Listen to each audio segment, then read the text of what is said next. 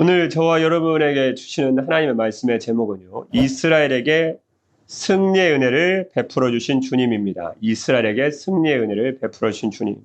지난 주일 오전 예배 말씀은 무비보셋에게, 요나단의 아들 무비보셋에게 은혜를 베푼 다윗에 대한 말씀이었죠. 낮아지면 두려운 것이 없습니다. 오늘 실은 겸손에 대한 말씀인데요.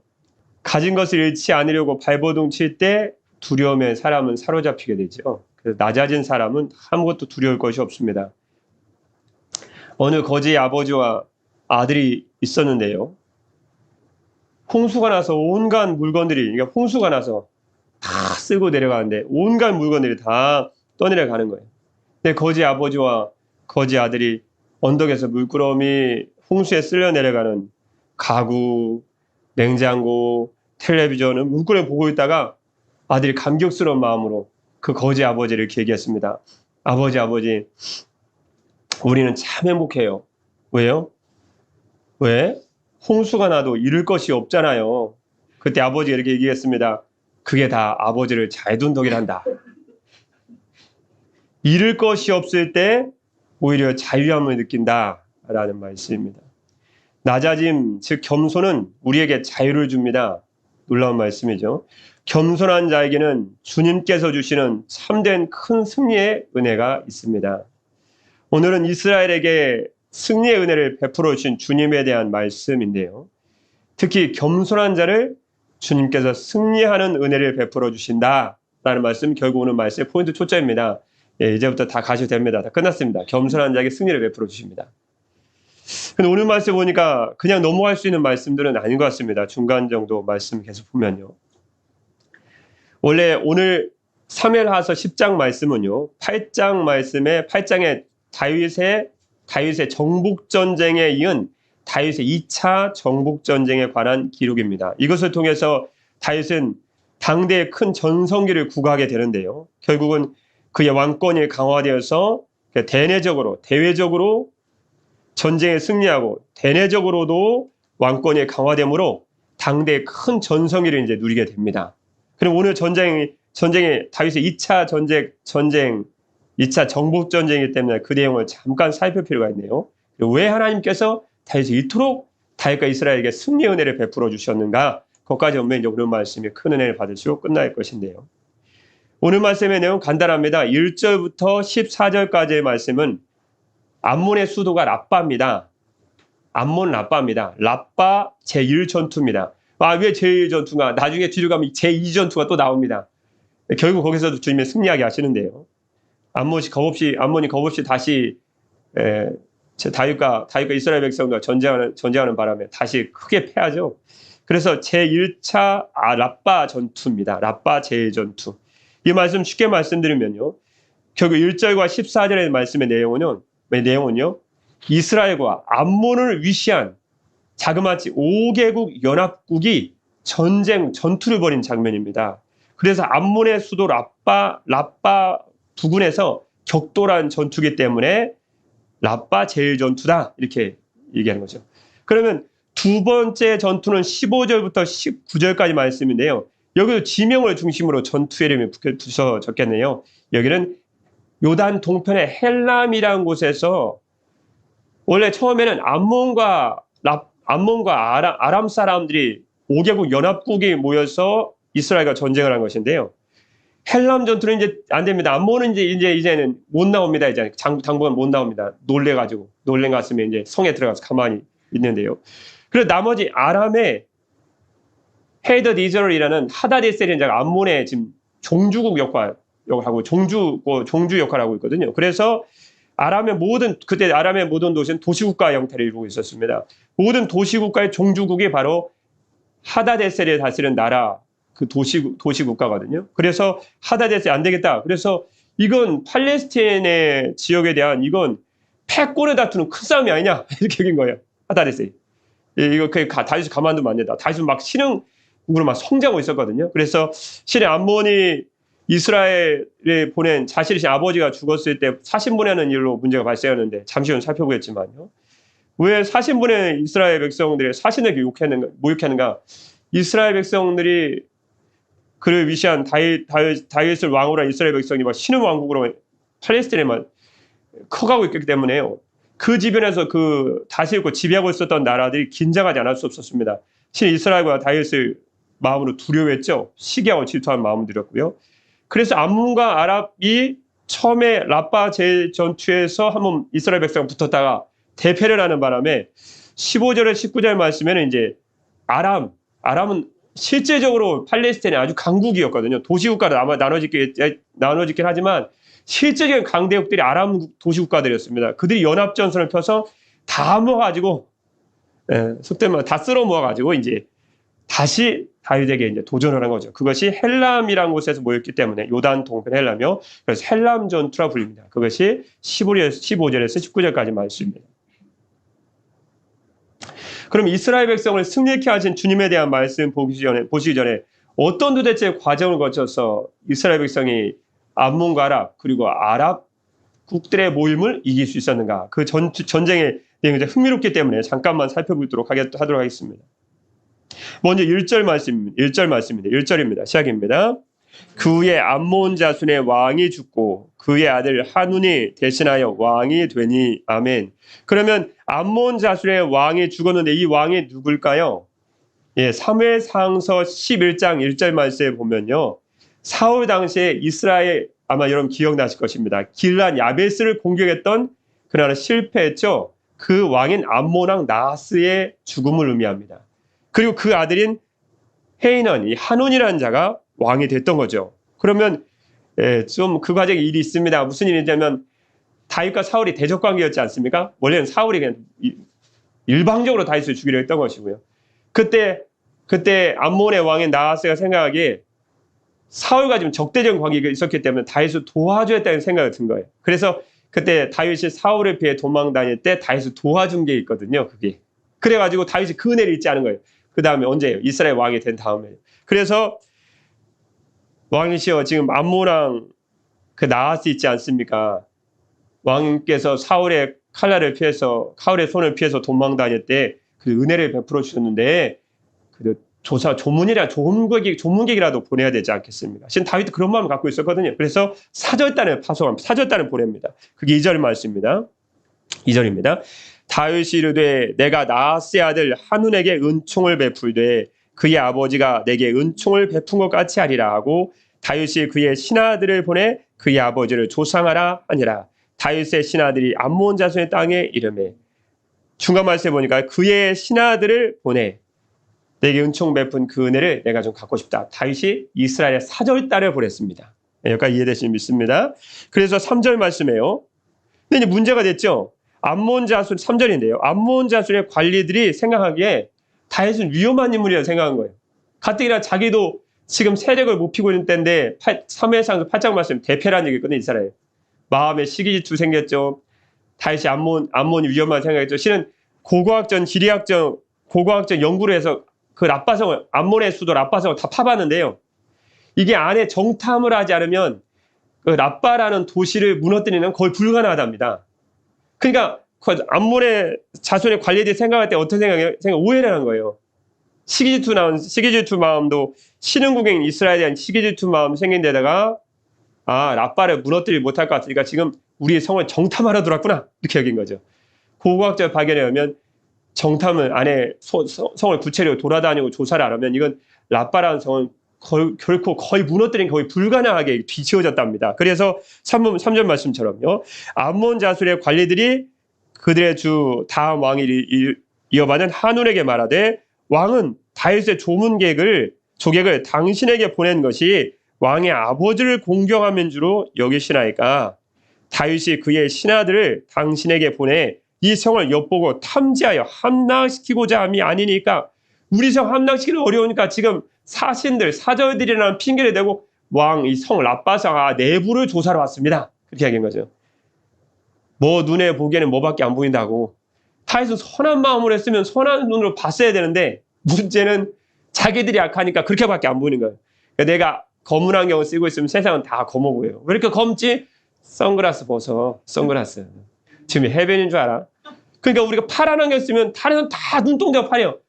눈 수술했어요? 뭐 눈에 뭐 넣었어요? 자기가 파라는 경 벗어 무슨 파랑을 쓰고 어디 실내에서. 그러니까 우리가 그렇게 무슨 눈으로 보고 내 마음이 그러면 내 마음이 문제인 거죠. 실은 내 마음이 한운의 한운이라는 왕위를 이어받은 자의 관리들이 지금 다윗을 색안경을 보고 있습니다. 그럼 이게 돌려보냈으면 될 것을 문제가 발생했죠. 4절 말씀 문제가 점점 커집니다. 4절입니다. 같이 한번 기도하겠습니다. 시작입니다. 4절입니다. 이에 한운이 다윗의 신하들을 잡아 그들의 수염 절반을 깎고 그들의 의복 중동몰기까지 자르고 돌려보내매 굉장히 큰 일을 벌인 것입니다. 이거 보통 그때 4절 말씀 중간에 보니까 한운의 신하들이 다윗의 사절단 신하들을 잡아서 수염을 깎았습니다. 면도해 준 게 뭐 잘못되냐? 이건 거의 생명을 거의 빼앗듯하던 일이었습니다. 그때 중동 지방에는 이 수염이란 것은 명예와 권위를 상징했거든요. 그러니까 너 죽을래? 수염 깎을래? 그럼 나 죽음을 택할 거라고 생각하는 사람이 의외로 많았습니다. 그 정도는 치욕스러운 일이었습니다. 거기다가 4절 말씀 끝에 보니까 중동볼기, 엉덩이까지 옷을 잘라버린 거예요. 이건 선전포고입니다. 그리고 이건 굉장히 치욕스러운 것을 다윗에게 안겨준 거예요. 이건 사절단을 모욕했다는 건 다윗을 보란듯이 모욕했던 거거든요. 그러니까 다윗에게 최고의 치욕과 모욕을 줄 수 있는 방법을 생각하다가 신하들의 목숨보다 중요하게 여기는 수염을 잘라버리고 또 한 편만 잘랐어요. 아주 우스꽝스럽게. 그리고 중동복인 엉덩이까지 자르고 사신도 돌려보냈으니 이건 완전한 선전포고입니다. 다윗은 이거 내버려 둘 수 없는 일이죠. 더군다나 다윗은 하나님께 다스리는 신정왕국의 대표적 왕이 아닙니까? 이건 하나님에 대한 모욕이거든요. 다윗이 벼르고 버린 거예요. 이건 뭐 넘어갈 수 있는 사항이 아니에요. 그냥 뭐 곡물 뺏고 뭐 나라 또 땅 영토 좀 뺏고 좀 모욕하고 이런 정도가 아니고 완전한 선전포고예요. 하나님의 나라에 대한 굉장히 도전입니다. 그래서 5절 말씀이에요. 사람들이 이 일을 다윗에게 알리니라 그 사람들이 크게 부끄러워함으로. 왜 크게 부끄러웠냐? 너무나 치욕스러운 일을 당한 거예요. 왕이 그들을 맞으러 보내 이르기를 너희는 수염이 자랄까지 여리고에서 머물다가 돌아오라 하니라. 다윗이 크게 은혜를 베푼 거죠. 너 너무 부끄러워하는데 그 암몬과 가장 가까운 이스라엘 땅에 있는 성이 여리고였거든요. 거기서 머물더라. 이건 두 가지 의미가 있습니다. 내 신하들을 지금 모욕했는데 여리고는 암몬 자세에 가장 가까운 성이라는 의미는요. 곧 전쟁이 일어난다 그 뜻이. 선전포고에 대한 맞대응에 대한 포고일 수도 있습니다. 이게 두 가지 의미가 있습니다. 부끄러운 그들의 마음을 위로하고 치유하려는 의미도 있고요. 암몬 자손 너희가 곧 전쟁이다 우리하고 그런 의미가 또 있습니다. 왜냐하면 여리고가 최전방 성이거든요.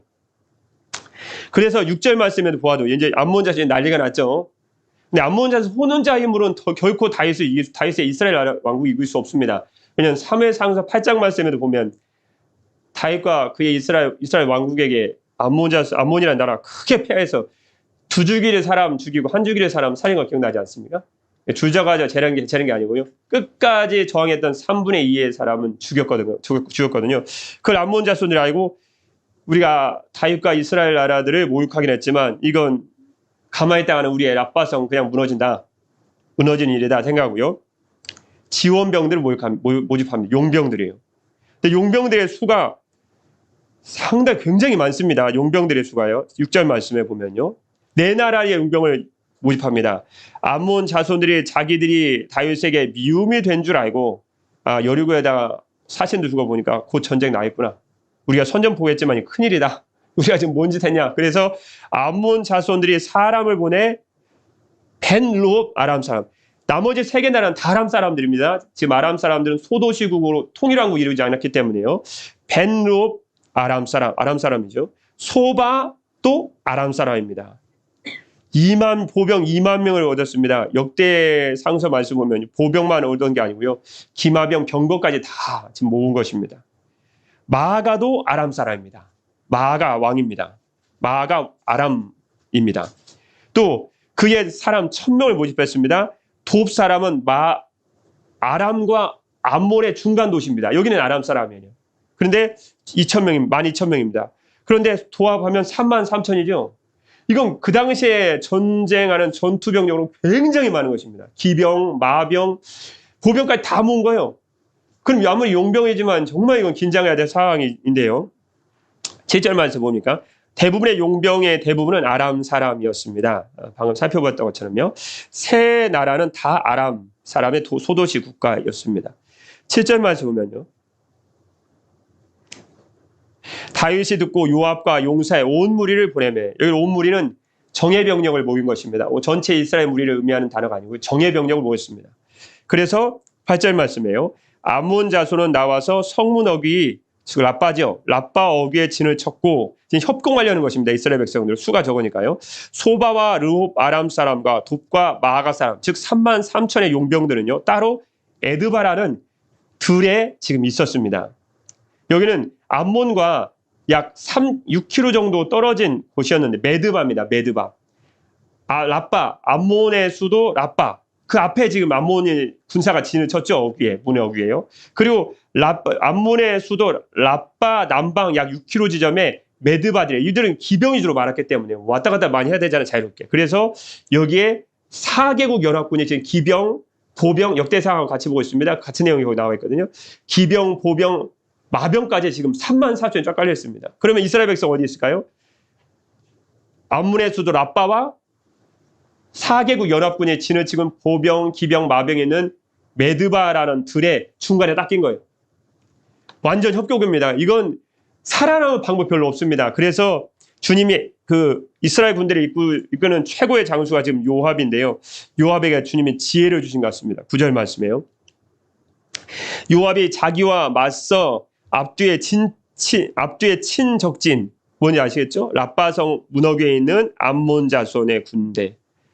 그리고 그 메드바 남방에서 6km 떨어진 곳에는 아랍의 4개국 연합군 사이에 앞뒤에 친 적진을 보고 협공당하게 생겼습니다. 근데 이스라엘의 선발한 자 중에서 또 엄선하여 엄격하게 다시 선발한 거예요. 왜냐하면 이건 잘못하면 이스라엘이 지금 망하게 생겼습니다. 굉장한 위협 가운데 있거든요. 아니 3만 3천의 군이 한쪽에 있고 한쪽은 강하기로 튼튼하게 유명한 라빠성 앞에 지금 암몬 자손의 군대들이 있으니 협공하면 끝이죠 뭐. 그래서 요압이 안 되겠다. 그래서 정예병력 중에 또 엄선해서 다시 정예병력을 구합니다. 그리고 요압이 딱 먼저 데리고 누가 더 잘 훈련됐을까요? 주력 부대는 암몬 자손의 군대가 아닙니다. 아람의 4개국 연합군의 군대입니다. 암몬 자손 이미 사무엘상하서 8장에 대패라는 얘기거든요. 암몬 자손 힘이 안 됩니다 혼자. 그래서 아람의 그 많은 역대 상서에 보면 어마어마한 돈을 주고 지금 용병들을 3만 3천이나 되는 용병들을 구했거든요.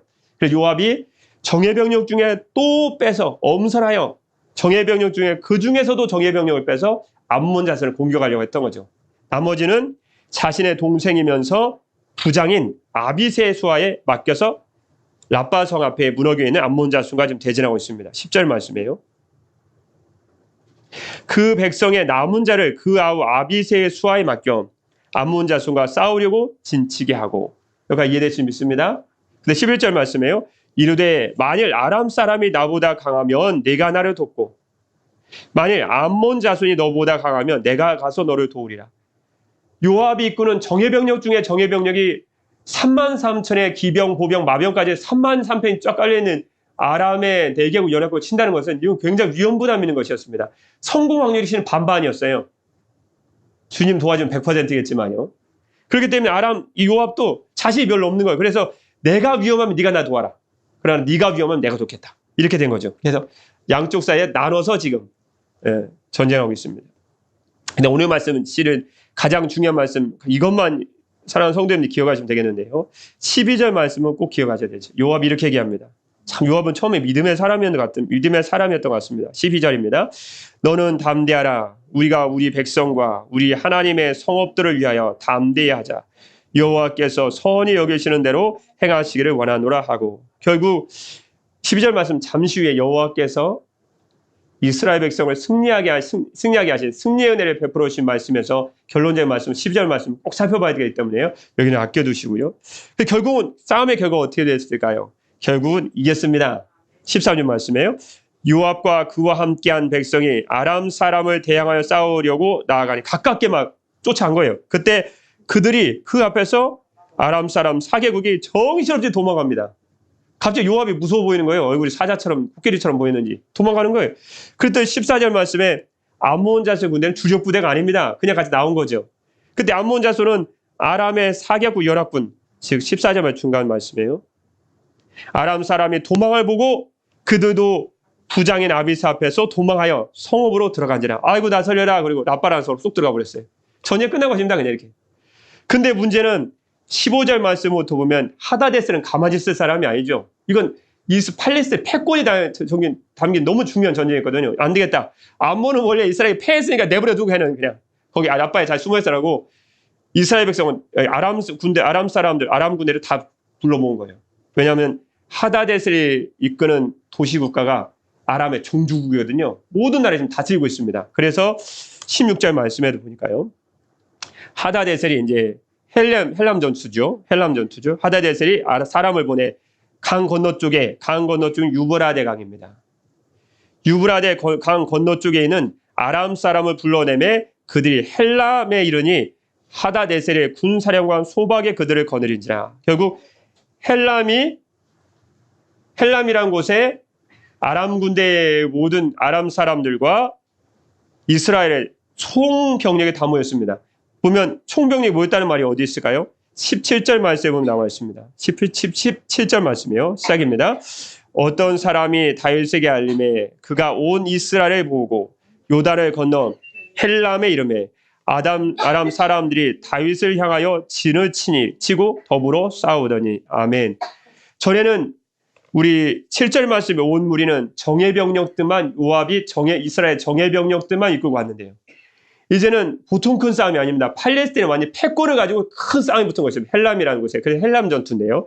그래서 이제는 17절 말씀에 다윗의 최고 총사령관, 이스라엘의 총사령관 요압을 보낸 것이 아니고요. 다윗 왕이 직접 온 이스라엘 군대를 가지고 이제 팔레스타인의 패권을 다투는 이 큰 싸움에 정말 중요한 전투에 이제 나라의 운명을 걸고, 결국 주님이 이게 아시겠지만요. 다신 걸 알고 있지만요. 결국 나라의 운명을 걸고 큰 대대적인 역대적인 전투를 지금 벌이는 것입니다. 그래서 17절 말씀처럼요. 어떤 사람이 다윗에게 알림해 지금 아람 군대가 하다데셀의 지휘를 받고 다 모였습니다. 지금 헬람이라는 곳에. 그때 17절 말씀처럼요. 어떤 사람이 다윗에게 알림해 그가 온 이스라엘 총 모든 군사를 다 모으고 온 이스라엘을 모으고 요단을 걸러 헬람의 이름에, 아람의 지금 군사리 헬람이라는 곳에 있으니까요. 아람 사람들이 다윗을 향하여 진을 치고 더불어 싸우더니. 18절 말씀이에요. 아람 사람이 이스라엘 앞에서 도망한지라 다윗이 아람 병거 700대와 마병 4만 명을 죽였습니다. 이건 어마어마한 대승입니다. 마병 4명을 죽이고 또 그 군사령관이 아람 군대를 이끄는 군사령관이 소박이라는 자인데요. 완전히 소박을 맞았습니다. 군사령관 소박. 어떻게 이름을 성경은 잘 지었는지. 예, 소박을 치매 거기서 죽으니라. 이름도 잘 지어야 돼요. 여러분 자녀들 이름 잘 지어야 됩니다. 소박이라는 이름 지르면 안 돼요. 유두고 이렇게 지으면 안 돼요. 소박 맞았습니다. 완전히 이게 대패란 거예요. 소박. 군사령관 이름이 이렇기 때문에 이미 전쟁은 끝난 거예요. 그래서 아람 군대 4만 명의 마병을 죽이고 병거 700대, 역대 상세는 7천, 1000이라고 말씀하시는데요. 그래, 하여튼 어마어마한 수를 이김으로 이제는 대대적으로 이스라엘이 견고하게 이제 이스라엘 왕국이 세워지게 됩니다. 그럼 오늘 말씀에 보면 계속 처음에 말씀드린 어떤 것처럼요. 왜 하나님께서 이스라엘 백성들에게 이렇게 승리의 은혜를 주셨는가? 그 12절 말씀 맡겨두셨죠. 12절 말씀으로 돌아가 보도록 하겠습니다. 결국은 하나님께서 다윗과 이스라엘에게 승리의 은혜를 베풀어 주신 이유는요. 첫 번째 이유는 다윗과 이스라엘 나라를 모든 열방들, 모든 나라들 가운데 우뚝 세우시려는 하나님의 섭리, 하나님의 뜻이 있었기 때문에 그렇습니다. 우리의 뜻이 중요한 거예요. 결국은 하나님 여러분의 뜻이 중요한 것입니다. 그 뜻을 거스릴 수는 없거든요. 내가 아무리 하고 싶다고 해서 할 수 있는가가 아니에요. 주님의 그 사람 영혼에 대한 뜻이 있어요. 그럼 뜻을 어떻게 하는가? 우리 안에 계신 성령님을 통해 인도를 받으면 알 수 있죠. 그래서 하나님께서는 다윗과 이스라엘 나라에게 모든 나라들 가운데 우뚝 세우시는 하나님의 뜻이 있었기 때문에요.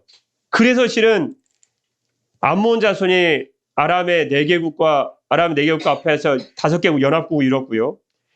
아람 사람들이 가만히 있어도 되는데 또 아람 사람은 다 긁어먹고 와요. 여러분 우리 인생 가운데 보면 우리의 정말 위기같이 여겨지는 것들이 있거든. 절박한 상황, 위기 같은 절박한 상황을 맞이하게 되는 이유가 있는데요. 그것은 하나님의 그 영혼을 그 상황 가운데 세워주시려는 뜻이 있습니다. 그게 성경의 전체를 이루는 맥락이에요. 여러분, 여호수아 말씀에 보면, 여호수아 11장 말씀에 보면요. 가나안의 백성들이, 가나안의 군대들이, 왕들이 다 자기들끼리 그냥 힘을 합해 와요, 그냥. 길어서 제가 여호수아 11장 말씀 다 볼 수 없지만요. 그들이 그 모든 군대를 거느리고 다 나와요. 그래서 해변같이 많은 수가 군대가 이스라엘 백성 앞에 전쟁을 치러요. 근데 그 전쟁을 치는 여호수아의 마음이 얼마나 어렵겠어요. 그런데 주님이 한 뜻이 있어요. 이것을 통해서 너희 여호수아 이스라엘 백성을 내가 세워주겠다는 거예요. 결국은 수는 아무것도 아니거든요. 결국은 이스라엘 백성들 앞에서 가나안의 모든 백성들은 결국 전멸해야 되고 주님의 말씀대로 마의 뒷발에 힘줄을 끊고 그들의 병거를 불사르는 일이 발생했거든요. 이 똑같은 일이 요 사무엘하서 11장 말씀 이스라엘 백성들에게도 나타난다고 하십니다. 로마서 4장 18절 말씀에 보면 이 놀라운 말씀을 주님이 저와 여러분에게 주시지 않으셨습니까? 로마서 4장 18절 말씀 보면요. 아브라함이 바랄 수 없는 중에 바라고 믿었으니 이는 내 후손이 이 같으리라 하신 말씀대로 그 다음 말씀이에요. 많은 민족의 조상이 되게 하려 하심이라. 그가 백세나 되어 자기 몸에 죽은 것 같고 사라의 태가 죽은 것 같음을 알고도 믿음이 약하지 아니하고. 하나님은 왜 아브라함의 백세나 되는 아브라함에게 태가 다 죽은 것 같은, 실은 죽었죠. 아이를 낳을 수 없습니다. 그럼 사라에게 왜 아들을 주신다고, 왜 주님이 약속하시고 그걸 믿으라고 말씀하시냐는 거예요. 다들 같으면 나이가 20대에서 30대에서 애를 쑥쑥 잘날 수 있는 나이에 아들을 주겠다. 그거 얼마나 좋아요. 우리 입장에서 좋은 거예요. 주님 입장에서 좋은 게 아니에요. 그렇게 하신 이유는 아브라함의 몸이 백세나 되어 자기 몸이 죽은 것 같고 사라의 태가 죽은 것 같은 그런 절망적인 상황에서 극히 인간 생각에 불가능합니다. 라고 여겨진 상황에서 내게 아들이라 라고 말씀하신 이유는요. 그리고 그걸 믿게 하신 이유는 바랄 수 없는 중에 바라고 믿게 하신 이유는 이유가 나옵니다. 내 후손이 이 같으리라 하신 말씀대로 많은 민족의 조상이 되게 하려 하십니다. 하나님이 그게 많은 민족의 조상이 되게 하고 싶은 거예요. 그러니까 절망적인 상황 가운데 그걸 딱 두시는 거예요.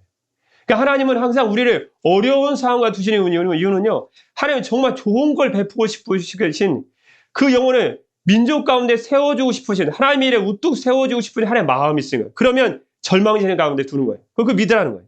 지금 사무엘하서 10장 말씀에 우리 전쟁 이겼다는 것을 보고 알기 때문에 이건 쉬운 말씀이지만 이건 대단한 국가적 위기입니다. 이건 주변의 나라들 다 앞에서 이스라엘 죽이겠다는 거예요. 그런데도 하나님의 깊으신 뜻이 있었다는 거예요. 왜요? 이스라엘과 다윗을 세계 모든 나라들 위해 열방 가운데 우뚝 세워주고 싶으신 하나님의 뜻이 있었다는 거예요. 이 어려움을 통해서 결국은 정말 하나님의 뜻대로 가나안 땅의 맹주가 됩니다. 이스라엘 백성이. 그러니까 이런 어려움이 없으면 그런 일도 안 발생해요. 아브라함과 사라가 아이를 낳을 수 있으면 그냥 평범한 이야기를 끝나버리는 거예요. 20대, 30대가 40대가 애 낳았는데 뭐 이렇게 대단한 일이. 낳을 수 없는 상황 가운데 나버리니까 이삭을 통해 하늘의 별과 같은 땅의 모래 같은 주의 자손이 태어난다는 거예요. 우리 인생도 마찬가지입니다. 자녀가 어렵고 가정이 어렵고 이것은요. 우리 믿는 우리 인생에는요. 이거 절망적 어려움과 상황이 보이지만 아니 하나님의 뜻과 계획이 있다는 것입니다. 그것을 믿으셔야 돼.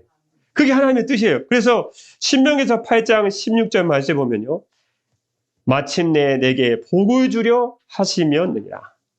아멘. 얼마나 맞는 말씀이십니까? 예레미야서 29장 11절 말씀에는 절망 중에는 이스라엘 백성들에게 주님이 이렇게 말씀하십니다. 주님의 뜻과 계획 가운데는 저와 여러분 우리들에게 주신 주님의 말씀도 동일하지 않겠습니까? 예레미야서 29장 11절 말씀 보면요. 뭐라고 주님 말씀해 주셨을까요? 여호와의 말씀이니라. 너희를 향한 나의 생각을 내가 하나니 평안이요 재앙이 아니니라. 너에게 미래와 희망을 주는 것이니라. 얼마나 딱 맞는 말씀이에요. 성경 말씀을 퍼즐 느끼듯이 다 맞아 이게. 전부 다. 인류적인 하나님의 이스라엘 백성들, 주님의 백성들에게 승리를 주고자 하시는 하나님의 깊으신 뜻과 계획과 섭리가 있으셨다라는 첫 번째 교훈의 말씀이었습니다. 그래서 로마서 8장 28절 말씀이 얼마나 맞는, 저와 여러분 주시는 얼마나 맞는 말씀이십니까? 로마서 8장 28절 말씀 보지 않으셔도 아실 수 있지만 우리가 알거니와 하나님을 사랑하는 자, 곧 그의 뜻대로 부르심을 입은 자들, 여러분, 저와 여러분 같은 우리들에게는 모든 것이 합력하여 선을 이루느니라. 우리는 그 말씀 믿죠. 그럼 두 번째, 하나님께서 이스라엘 백성들에게 승리의 은혜를 베풀어 주신 이유는요. 12절 말씀 잠깐 보면요. 너는 담대하라. 우리가 주의 백성과 우리 하나님의 성읍들을 위하여. 요압의 고백입니다. 지금 전쟁하는 전투 중입니다. 승리가 하나도 이루어지지 않았습니다. 그런데 이렇게 얘기합니다. 우리 백성과 우리 하나님의 성읍들을 위하여 담대히 하자. 그리고 뭐라고 말씀하시죠? 여호와께서 선히 여기시는 대로 행하시기를 원하노라 하니라. 여러분, 여호와께서 선히 여기시는 대로 행하시기를 원하노라라는 말씀 두 가지 의미가 있습니다. 첫 번째 의미는 바로 두 번째 교훈이죠. 하나님께서 반드시 승리의 은혜를 주신다라는 믿음이 있습니다. 여기 말씀에는요. 사무엘하서 10장 12절에도 다윗이 골리앗 장군과 싸울 때 이런 믿음이 있었죠. 사무엘 상서 17장 47절 말씀에 보면요.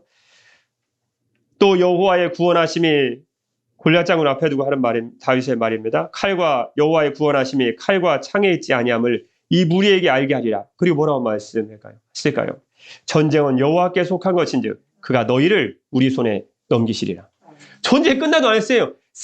하나님께서 승리에 대한 확신을 가진 거예요. 지금 요압 장군도 싸움이 안 끝났어요. 그리고 뭐라고 얘기하죠? 하나님 우리가 너희를 승리하게 하신다. 하나님께서는 주님 믿고 의지하는 백성을 반드시 승리하게 하신다. 라는 그런 의미가 12절 말씀 마지막 그 구절에 있습니다. 그런데 12절 말씀 마지막 구절에 보면 그대로 읽으시면 그대로 또 다가오는 말씀이 있으시죠? 무엇일까요? 이스라엘에게 승리의 은혜를 베풀어 주신 이유. 이 말씀을 주시는 오늘 말씀의 가장 핵심되고 가장 중요한 말씀인데요. 뭐라고 12절 말씀 끝에 다시 한번 읽도록 하겠습니다. 시작입니다. 여호와께서 선히 여기시는 대로 행하시기를 원하노라 하고 아멘. 이 말씀을 읽다 보면 우리 예수님의 겟세마네 동산의 기도가 생각나지 않았습니까? 내 원대로 마옵시고 아버지 원대로 되기를 원하나이다. 그래서 이스라엘 백성들에게 승리를 주신 이유가 가장 중요하고 오늘 본문 말씀에 증거하는 가장 중요한 이유인데요. 전적으로 하나님의 뜻에 순복하겠다는 믿음이 결국 승리를 가져왔다는 거예요. 참 우리 놀라운 말씀입니다. 하나님 이렇게도 하셔도 되고 저렇게도 하셔도 됩니다. 네, 그 뜻에 순복하겠습니다. 우리는 항상 두렵죠. 이렇게만 해주십시오. 하긴 하겠는데 좀 이렇게 해주셔야 됩니다. 이것이 내 믿음입니다. 아시죠? 제 믿음. 하나님이 반 협상하시는 사람도 아니신데 우리는 반 강제 그렇게 하죠. 얼른 아멘 딱 끝내버려. 얼른 주님 뭐라고 말하시면 안 되니까. 근데 다윗이 그리고 이스라엘 백성들이 요압에게 주님이 승리의 은혜를 주신 이유는요. 전적으로 하나님의 뜻에 순복하겠다는 거예요. 그래서 베드로전서 4, 5장 5절 말씀에 어떤 결과가 주신다 할지라도 아람 군대의 암몬자 종이 된다 할지라도 주님 말씀 순종하겠습니다. 참 쉬운 믿음 아니거든요. 그런데 주님의 그런 믿음 가운데 복을 주시는 거예요. 그래서 성경은 역설입니다. 순종하겠다니까 주님 은혜 주신 거예요. 예수님께서 겟세마네 동산에서 순종하겠다고 작정하고 기도드리시니까 십자가에서 승리의 은혜를 주시잖아요. 넉넉히 감당하더라고요. 그리고 지금 이스라엘의 왕 다윗도 그런 고백을 한 적이 있습니다. 시편 131편 1절 말씀에 보면요. 유명한 다윗의 시죠. 시편 131편 1절 말씀인데요. 이렇게 유명한 고백을 합니다. 여호와여 내 마음이 교만하지 아니하고 내 눈이 오만하지 아니하오며 내가 큰 일과 감당하지 못할 놀라운 일을 하려고 힘쓰지 아니하나이다. 이 말씀 조금 어려우신가요? 제가 새 번역 성경으로 쉬운 번역으로 다시 한번 읽어드리도록 하겠습니다. 다윗의 고백입니다. 주님, 이제 내가 교만한 마음을 버렸습니다. 오만한 길에서 돌아섰습니다. 너무 큰 것을 가지려고 나서지 않으며 분에 넘치는 놀라운 일을 이루려고도 하지 않습니다. 이게 무슨 말씀인지 아시겠습니까? 지금 성전 건축을 주님이 이게 안 된다고 지금 불허했습니다. 근데 다윗의 고백이 뭐예요? 주님, 저는 교만한 마음을 버렸습니다. 주님, 저는 오만한 길에서 돌아섰습니다. 너무 큰 것, 이게 성전 건축을 대표적으로 의미한 것이고 다른 것도 의미할 수 있지만 가장 대표적인 게 성전 건축 아닙니까? 너무 큰 것을 가지려고도 나서지 않으며 분에 넘치는 놀라운 일을 이루려고도 하지 않습니다. 주님, 성전 건축 반대하셨지만 저는 그 말씀에 순복하겠습니다. 역시 놀라운 주의 백성이. 그래서 다윗은 길이길이 주님 다 예수 그리스도의 구원자 예수님의 예표가 된 인물이 되었고 괜히 이스라엘 백성들의 왕이 다윗이라고 얘기한 것이 아닙니다. 하나님 앞에 우리 예수 그리스도의 본을 닮아 이렇게 순복하는 마음을 가졌으니 주님이 어찌 복을 안 주시겠어요? 이렇게 하셔도 주님 순복하고 저렇게 하셔도 주님 순복하니 주권자인 주님께서 당신의 뜻대로 당신이 원하시는 대로 행하여 주옵소서. 그런 고백이었던 줄 믿습니다. 얼마나 놀라운 고백입니까? 겸손은, 성 어거스틴은 주님을 닮기를 소망했던 성 어거스틴은 이렇게 얘기했습니다. 그리스도인의 최고 덕은 무엇인가? 여러분, 그리스도인의 최고 덕은 무엇일까요? 바로 겸손이다. 그렇게 얘기했습니다. 다윗을 승리하게 했던 거는요. 다윗은 승리에 도취해서 자신의 능력 받기를 무리하게 성취하려고 하지도 않았습니다. 그러니까 사람이 망하는 거거든, 결국 그렇게 하다가요. 그는 주님의 말씀에 늘 순종하려고 했죠. 그래서 늘 주님 앞에 겸손해야 된다는 자기 자신을 잊지 않았습니다. 여러분, 겸손이란 무엇일까요? 겸손은 낮아지는 것이라고 생각합니다. 그런데 실은요, 이건 예수님에게나 해당되는 말씀이죠. 실은 겸손은 낮아지는 것이라기보다는요, 하나님 앞에서 자신의 모습을 정직하게 바라보는 것입니다. 그게 겸손해요. 자신의 모습을 하나님 앞에서 바라보기만 해도 베드로처럼 엎드리는 거예요. 주여, 죄인이오니 나를 떠나옵소서. 이스라엘처럼 되는 거예요. 불의한 백성들 앞에서 이 죄인이 영광스러운 주님을 배웠다. 화로다 나의 망하가 되었다. 그렇게 고백하는 것입니다. 겸손한 자는 어떤 상황에서도 화도 안 내요. 화내지도 않고 섭섭해하지도 않습니다. 왜냐하면 원래 자신이 하나님 앞에 그런 존재이기 때문에. 여러분, 이등병이 화내는 거 봤습니까? 병장쯤 돼야 화도 납니다. 분노 속에는 숨겨진 자신의 교만한 마음이 있다는 것을 여러분 기억하실 필요가 있습니다. 분노한다는 것은 왜 나를 그렇게 대접해주지 않는 거예요? 그런데 교만한 마음이 있다는 거예요. 하나님 앞에서 자신의 모습을 정직하게 바라보지 않아서 그렇습니다.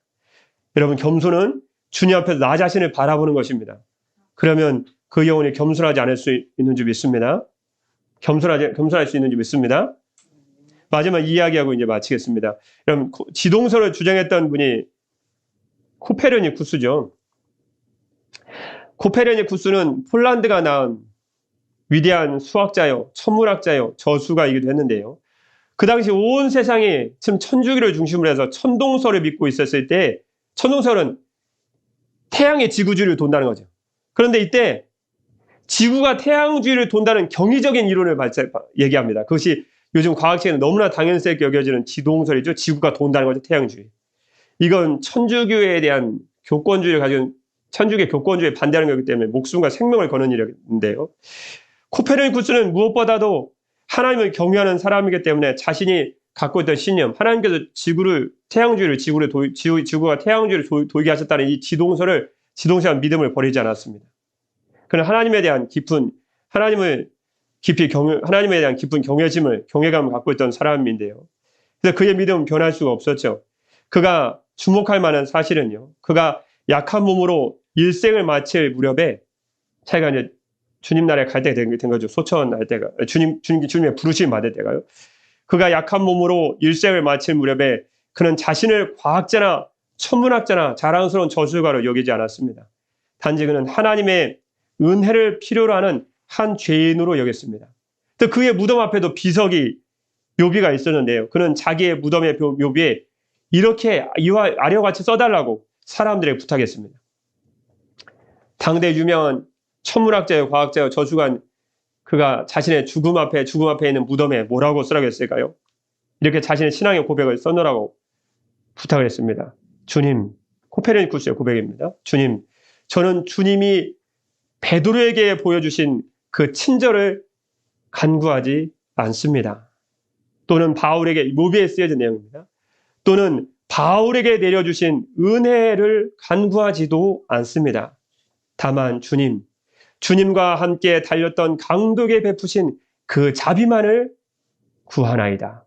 진정 그 자비를 구하나이다. 그게 묘비예요. 그게 묘비. 여러분, 주님께서는 이스라엘 나라를 세상 모든 나라들 가운데 우뚝 세워주시려는 하나님의 깊으신 뜻과 계획과 섭리가 있으셨습니다. 주님께서는 하나님께서 반드시 승리하게 하신다는 믿음 있는 사람들을 승리하게 하는 은혜를 베풀어 주십니다. 무엇보다도 주님은 전적으로 하나님의 뜻에 그것이 어떤 것이든지 어떤 일이든지 하나님의 뜻에 순복하는 겸손한 믿음의 사람들을 찾으셔서 그에게 승리하는 은혜를 베풀어 주시는 좋으신 주님이신 줄 믿습니다. 무엇보다도 사랑하는 성도 여러분, 주님 앞에 진정으로 참으로 겸손한 자, 주님 앞에 내 자신을 정확하게 바라봄으로 주님께서 겸손한 자에게 주시는 큰 승리의 은혜를 모두 다 경험하신 성도님 되시기를 주님의 이름으로 축복합니다. 기도하겠습니다. 사람의 모양으로 나타나사 자기를 낮추시고 죽기까지 복종하셨으니 그 십자가에 죽으심이라. 아멘. 사랑의 우리 주 하나님 아버지, 십자가에 죽으실 때까지 낮아지셨지만 부활의 영광으로 높아지신 우리 주 예수님의 이름을 찬양합니다. 하나님의 뜻에 겸손히 순종하는 자에게 큰 승리의 은혜를 베풀어 주신 주님, 우리는 주님 앞에서 반드시 승리하는 은혜를 얻을 줄 믿습니다. 주님을 향한 승리에 대한 굳건한 믿음과 주님의 말씀에 순종하는 겸손한 심령을 이 시간 사랑하는 성도들의 마음 가운데 부어주셔서 주님께서 주시는 큰 승리의 은혜를 모두 다 경험하는 그런 경험을 하는 성도들이 될 수 있도록 은혜와 은총을 베풀어 주옵소서. 십자가를 지시기까지 낮아지셨으나 부활의 영광으로까지 높아지신 주 예수 그리스도의 이름으로 기도드립니다. 아멘. 우리 주님의 이름을 찬양합니다.